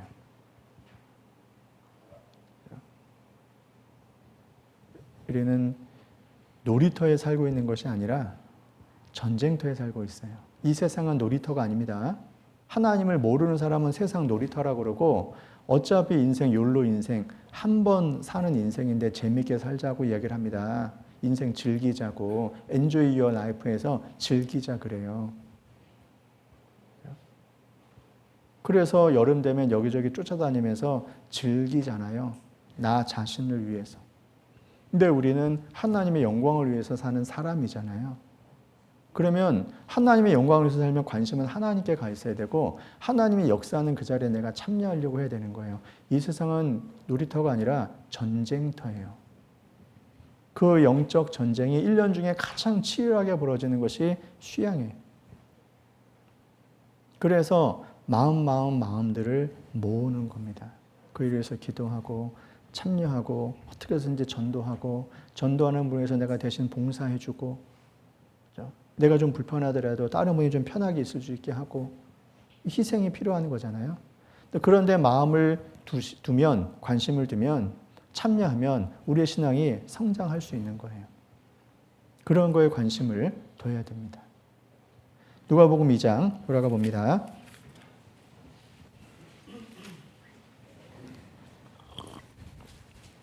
11절 오늘날 다윗의 동네에 너를 위하여 구주가 나셨으니 곧 그리스도 주시니라. 너희가 가서 강보에 쌓여 구유에 놓인 아기를 보리니 이것이 너희에게 표적이니라.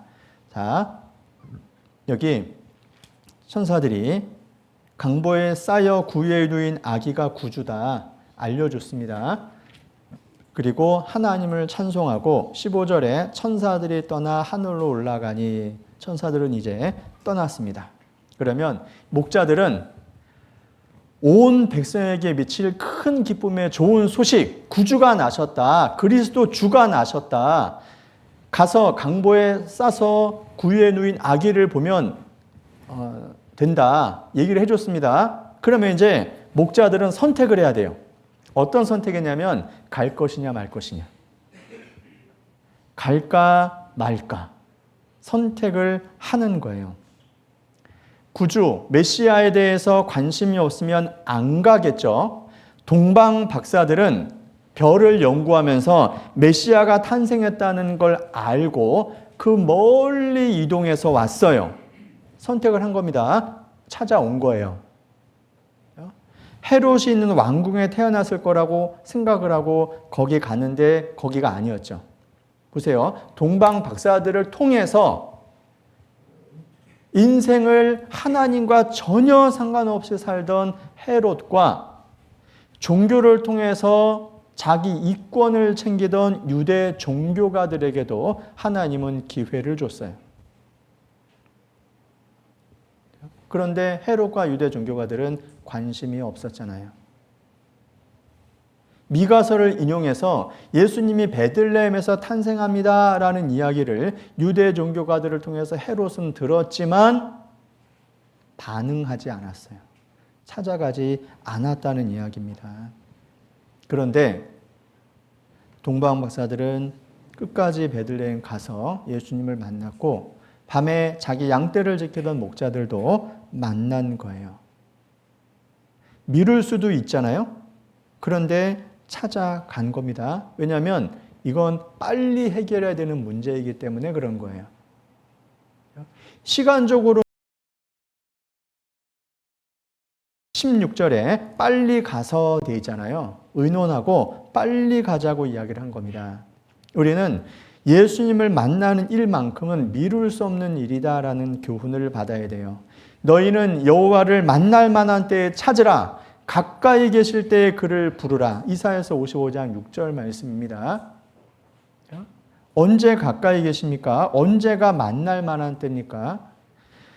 고린도후서 6장 2절에 이렇게 말하고 있습니다. 내가 은혜 베풀 때에 너를 듣고 구원의 날에 너를 도왔다 하셨으니 보라 지금은 은혜 받을 만한 때요 보라 지금은 구원의 날이로다. 지금이잖아요. 지금이 은혜 받을 만한 때고 지금이 구원의 날이잖아요. 그래서 지금 결정하는 거는 영혼을 좌우하는 겁니다. 왜냐하면 난 다음에 영원이 시작되는 것이 아니라 지금 내가 살고 있는 이 시기는 이때는 영원의 한 부분이잖아요. 그러므로 내가 이 세상에서 이런저런 이런 결정을 내리는 것이 뭐 나중에 영원에 영향을 미치는 것이 아니라 지금 결정 내리는 건 영원의 한 부분이기 때문에 지금 결정은 결국 영원한 결정이 되는 거예요. 영원한 결과를 좌우하는 겁니다. 그러니까 목자가 빨리 가자라고 결정한 건 목자들이 여태까지 살아오면서 결정한 것 중에서 선택한 것 중에서 제일 좋은 선택을 한 거죠.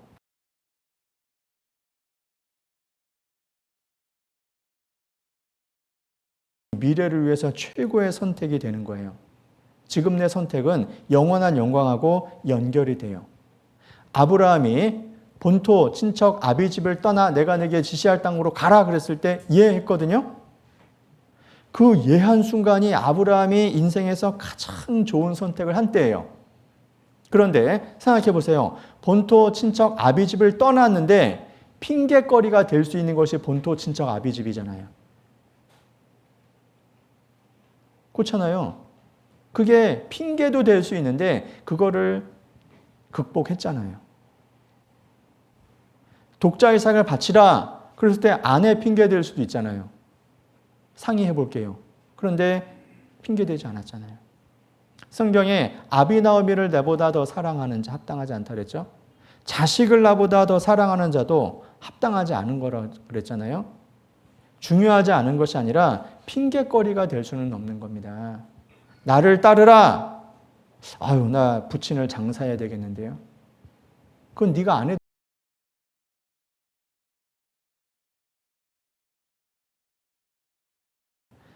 핑계 대는 겁니다. 손에 쟁기를 잡고 뒤를 돌아보는 것이 합당하냐고. 하다못해 농사일을 위해서도 육신에 먹을 것을 위해서도 쟁기를 잡았다면 뒤를 돌아보는 것이 합당치 않습니다. 오로지 앞만 보고 갑니다. 그러면 하나님의 일을 잡았고 하나님의 일을 하려 한다 그러면 뒤를 돌아보는 것은 합당하지 않은 거잖아요. 목자들은 선택했어요.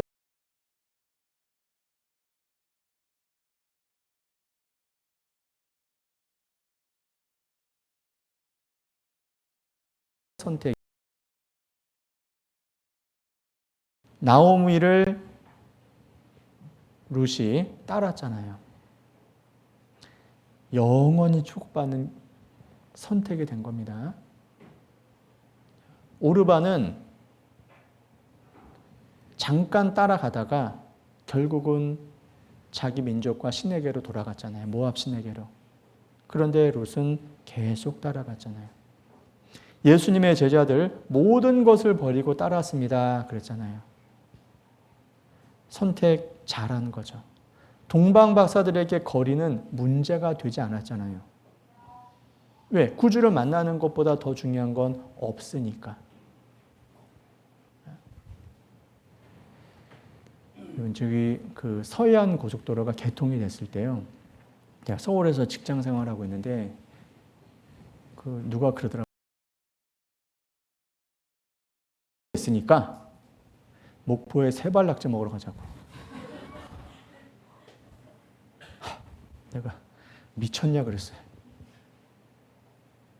뭐 차로 달리면 금방 간다고. 아니 세발낙지 여기 동네에도 널렸는데 뭐하러 그걸 먹으러 거기까지 가냐고. 그런데 가려고 하는 거예요.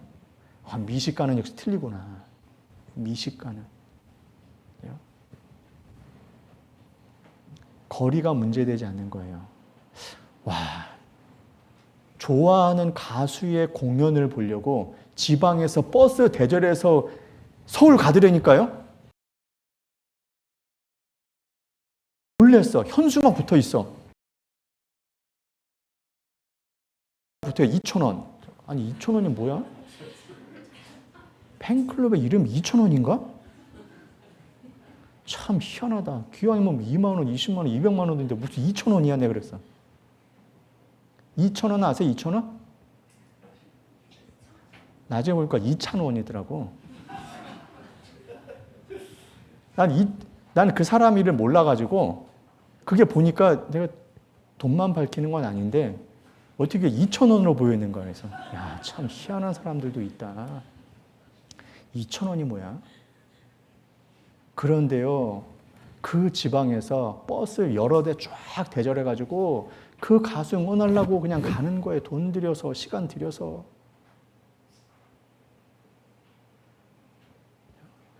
우리나라에서 무슨 공연하고 해외에서 공연하는데 우리나라에서 뭐 공연하니까 외국에서 비행기 타고 와요. 와, 얼마나 좋으면 생각해 봅니다. 나 구원하신 예수님 만나기 위해서, 그 예수님 역사에 참여하기 위해서, 혹은 전도하는 거 응원하기 위해서, 버스 타고 수영관 못 가나? 혹은 내가 운전해서 그거 못 가나? 그러면 내가 믿는 예수님, 내가 주와 그리스도로 섬기는 그 예수님이 그 세상 사람들이 좋아하는 가수만도 못한가? 내가 그리스도를 향한 사랑이 그 2,000원도 안 되나? 그러면 우리는 예수님을 그리스도로는 받아들였지만 주로는 안 섬기는 거예요. 그거는 진짜 합당치 않은 거예요. 인생은 출생과 사망에서 선택하는 거라 그럽니다. 그걸 뭐 장폴 사르트르가 얘기했다는데 Life is BCD. 버스, 데스. 출생과 사망 사이에서 초이스, 선택하는 거다. 사람들은 말합니다. 나는 내 환경의 산물이 아니라 내 선택의 산물이다.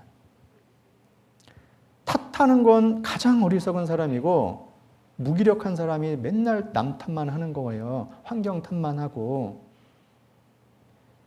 그건 다 핑계입니다. 결국 내가 선택하는 거예요. 선택. 내가 중요하다고 생각하는 걸 선택을 하는 겁니다. 보세요. 밤에 자기 양떼를 지키던 목자들이 구주를 찾으러 가는데 환경이 좋았습니까? 아니에요. 생각해 보세요. 아니, 밤새 양을 지키고 있으면 얼마나 피곤합니까? 낮에 내내 잠자다가 밤에 양 지켰다고 생각하지 않거든요. 이 목자들은 밤낮 못 쉬는 사람들일 거예요. 얼마나 피곤합니까?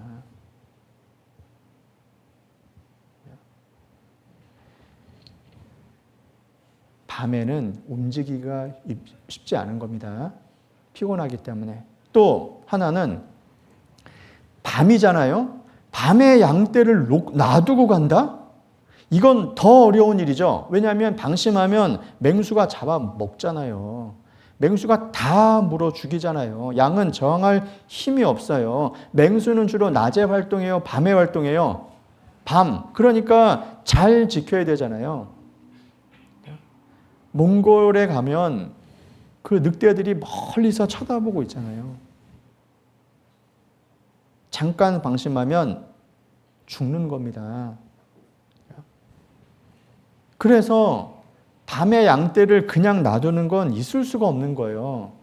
목자는 더더욱 그래서는 안 되는 거예요. 또 목자가 없을 때 양이 길을 잃으면 양이 스스로 찾아옵니까? 양은 스스로 못 찾아와요. 그러면 목자 입장에서 생각을 해보세요. 하나님이 보호해 주실 거라는 확실한 믿음이 없으면 움직이지 못해요. 내가 지키는 양떼가 구주보다 더 중요하다고 생각하면 못 움직여요. 구주를 붙드는 것이 아니라 양떼를 붙드는 거예요. 또 양떼를 설령 잃더라도, 양떼가 맹수에 물려 죽더라도 나는 구주를 만나는 것이 더 중요해 라는 마음이 없으면 못 움직여요. 그러니까 목자가 쉽게 갔을 거라는 생각을 하면 안 되는 거예요. 가기까지 나름대로는 결단을 내려야 되는 거예요. 양을 포기할 수도 있어야 되는 거예요. 왜냐하면 갔다 왔는데 양이 다 죽어 있다. 어떻게 받아들일 거예요? 안 그래요? 찬송가에 내 주여 뜻대로 행하시옵소서, 그 벤자민 슈몰크 목사가 작시한 겁니다. 카톨릭의 핍박으로 인해서요, 이 개신교 목사가 생활하기가 너무 어려운 거예요. 넓은 지역에 교회 딱 하나만 허락이 되고 그 넓은 지역을 돌아다니면서 신방해야 되는데 아들 둘이 있어요. 애들 둘 놔두고 다 하나 돌아다니는 거예요. 어느 날 돌아와 보니까 핍박해가지고요, 집을 다 불태워버린 거고 애들 둘이 꼭 이렇게 껴안고 잿더미가 된 숫덩이가 얼마나 고통스러웠겠습니까? 본인 몸도 건강치도 않은데 그 고통 속에 탄생한 시가요, 내 주여 뜻대로 행하시옵소서라는 찬송입니다. 그 아이들을 놔두고 신방 다니는 게 쉬운 일이겠어요? 어렵죠. 양떼를 밤에 놔두고 그 목자들이, 그럼 네가 지켜 우리가 갔다 올게, 그게 아니고 목자들이 다 갔거든요. 양떼를 놔두고 간 거예요. 몸도 피곤하죠. 이 재산적으로 자기의 평생, 이게 내 소망이, 내 육신의 삶은 여기에 있는 건데 이걸 다 놓고 다 없어질 수도 있다는 생각이 들지 않겠어요? 그리고 뭐 맹수가 없고 편안하면 굳이 밤에 양떼를 멀어 지킨다는 표현을 씁니까? 그냥 놔두면 되지. 놔두고 집에 가서 자면 되지. 그게 아니잖아요. 다니엘의 세 친구는 신상에게 절하지 않는다는 이유로 불 속에 들어가서 죽을 뻔했습니다. 명령 자체가 죽이라는 거였잖아요. 이 세 친구가 사드락 메사 아벳느고가 하나님이 지켜주실 겁니다. 혹 그리 아니하실지라도 왕의 신들을 섬기지 절하지 아니할 줄 아시옵소서. 그리 아니하실지라도 내가 죽더라도 나는 하나님을 섬기겠습니다. 그런 표현인 거잖아요. 목자들이 그런 거예요. 몸이 피곤해도, 양떼가 중요해도 구주를 만나는 것보다 더 중요한 건 없어. 그래서 그들은 선택을 한 겁니다. 우리 인생 중에 그리스도를 만나는 것보다 더 중요한 일은 사실은 없고요. 구원받은 이후에 그리스도 일에 참여하는 것보다 더 중요한 일은 없는 거예요. 따져보면. 그래서 그 목자들을 하나님께서 인도해 주셔서 예수님을 만나게 됩니다.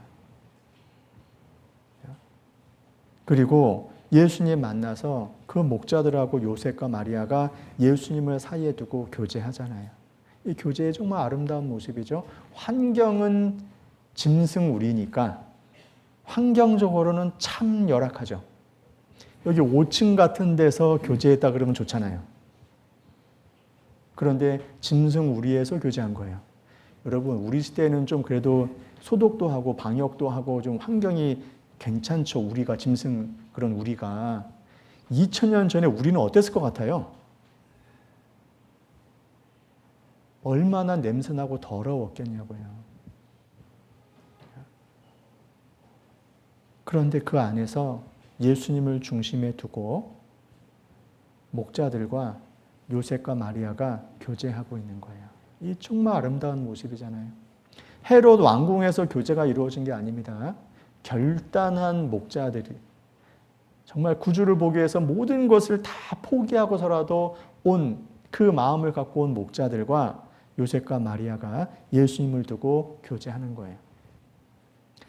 정말 아름다운 교제의 모습이라고 생각을 합니다. 비록 초라한 사람들이 모였고 아무도 관심 없는 사람들, 주목받지 못한 사람들이 모이긴 했지만 하나님은 관심 있으셨기 때문에 성경에 기록을 해둔 겁니다. 감사하죠. 그리고 이 목자들은 예수님 만나고 교제한 이후에 20절, 누가복음 2장 20절입니다.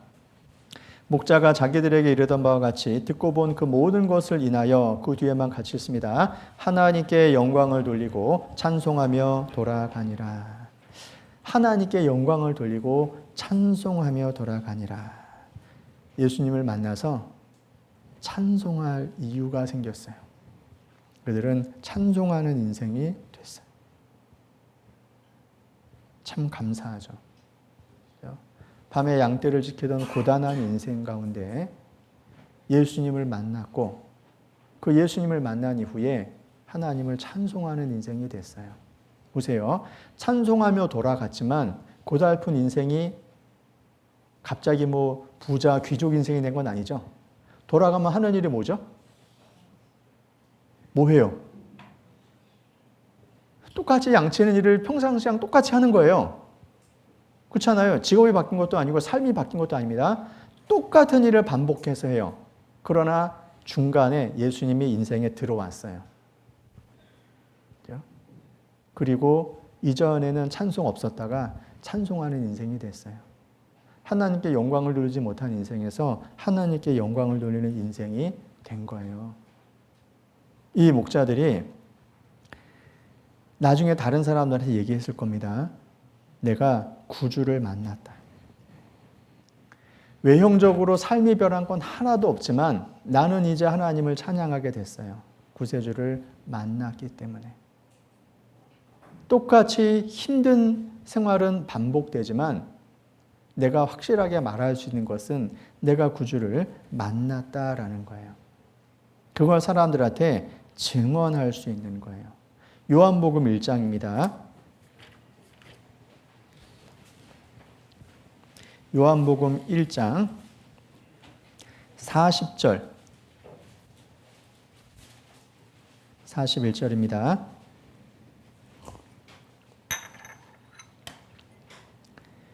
요한의 말을 듣고 예수를 쫓는 두 사람 중에 하나는 시몬 베드로의 형제 안드레라. 그가 먼저 자기의 형제 시몬을 찾아 말하되 우리가 메시아를 만났다 하고, 메시아는 번역하면 그리스도라. 여기 안드레의 간증이 나오죠. 가장 확실한 간증 뭡니까? 우리가 메시아를 만났다. 그리스도를 만났다라는 겁니다. 만났습니다. 그래서 삶이 바뀌었습니다. 45절 빌립이 나다나엘을 찾아 이르되 모세가 율법에 기록하였고 여러 선지자가 기록한 그 일을 우리가 만났으니 요셉의 아들 나사렛 예수니라. 우리가 만났다. 모세가 율법에 기록하였고 여러 선지자가 기록한 그 이 구약에 약속된 메시아를, 그리스도를 우리가 만났다라는 겁니다. 내가 개인적으로 예수님을 만났다. 요한일서에서는 말합니다. 우리가 보았고 증거하여 너희에게 전하노니. 우리가 보았고 증거한다. 우리는 기록된 말씀을 통해서 예수님을 봤고 만났어요. 그것이 우리의 간증이에요. 예수님을 만나고 삶이 바뀌었어요. 이제 산 소망이 생겼고 재림하시는 예수님을 기다리게 됐어요.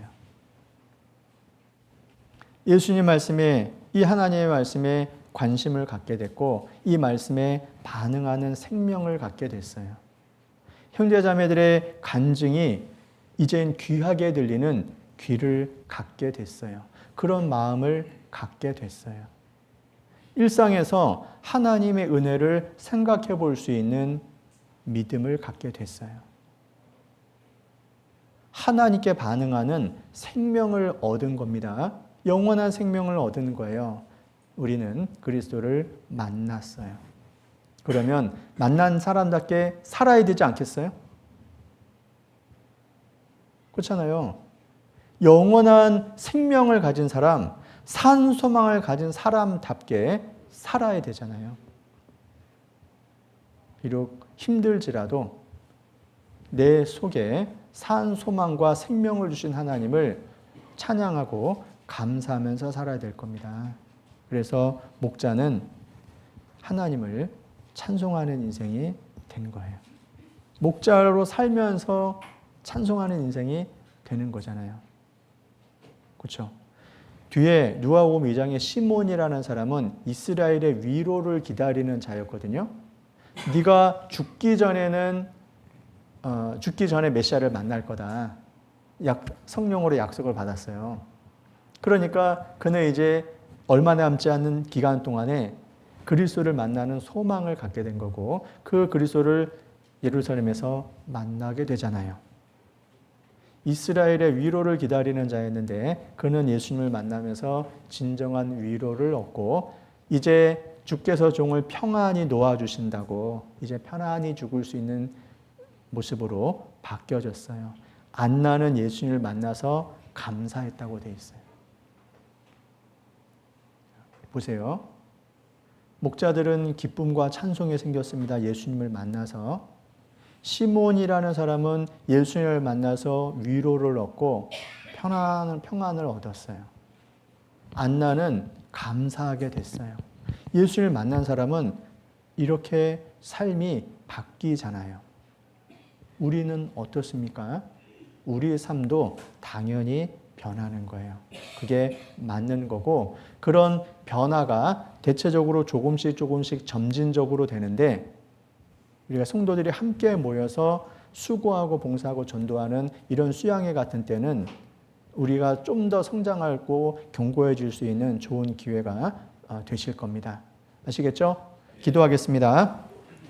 우리를 사랑하시는 하나님, 우리의 영혼을 구원해 주시고 주님의 몸된 교회 안에서 신앙생활을 할 수 있는 기회를 주신 은혜 감사드립니다. 주님 오시는 날이 얼마 남지 않은 마지막 때에 살면서 주님께서 말씀하신 여러 징조들을 보고 깨어 있기를 원하셨습니다. 이제 더욱 깨어 있고 주님 만날 예비를 하는 생활을 할 수 있도록 도와주시고 현재의 삶이 영혼과 연결된다는 것을 항상 염두에 두고 살면서 먹든지 마시든지 무엇을 하든지 다 하나님의 영광을 위하여 사는 귀한 인생이 되도록 우리의 삶을 주관해 주시기를 기도합니다. 특별히 학예 수양회가 진행 중에 있는 공주 수양관 아무런 사고 없이 또 많은 비가 내리지만 어떤 또 좋지 않은 일들 생기지 않도록 그 모든 환경 지켜주시고 또 성도들의 기도와 전도와 봉사와 교제로 말미암아 많은 영혼들이 태어날 수 있도록 주님께서 앞서 행해 주시고 역사해 주시기를 기도합니다. 또 우리도 기쁘고 감사한 마음으로 참여할 수 있도록 우리의 마음도 주관해 주시기를 기도합니다. 우리를 사랑하시는 예수님의 이름으로 기도드렸습니다. 아멘.